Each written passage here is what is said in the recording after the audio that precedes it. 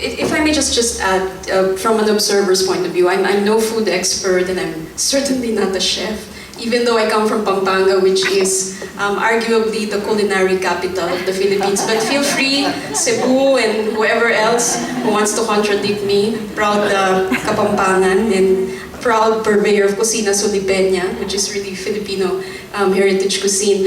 But just from my observation, I think a seminal year for me was around 2011, 2012. Prior to that, there were the precursors, really the pioneers.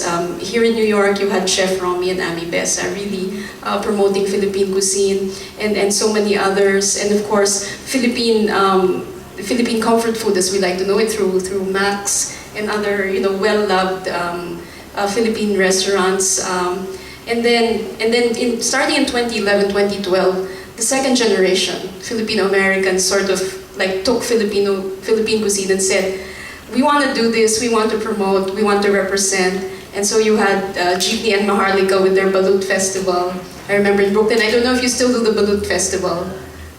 I think, do you still do it? No, you stopped. We did 3 years. 3 years, or with their Chori Burger and with other things, and then Aris, and then you had this movement towards fusion, not just with European or Western cuisine, but more interestingly with other Southeast Asian cuisines, which is marrying the flavors, because we have one of the most distinctive taste combinations, taste palettes.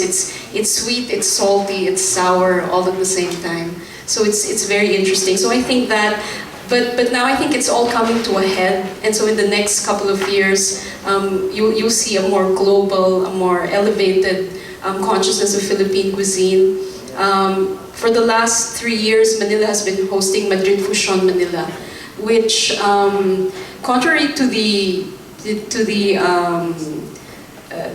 expectations of some, is not just about featuring the best of global or Western cuisine, but there's a very strong Philippine cuisine component in Madrid Fusion Manila, and it's for a global, it's for a diverse, multi-ethnic, multicultural audience. So I think all these things are coming to a head. I don't really think you can really pinpoint, but there are groups, not just one individual, but groups of individuals coming together and doing their own thing. Cloud Tayag has been promoting Philippine cuisine for the longest time, and he's been here to the East Coast actually, promoting heirloom recipes and a lot of different things.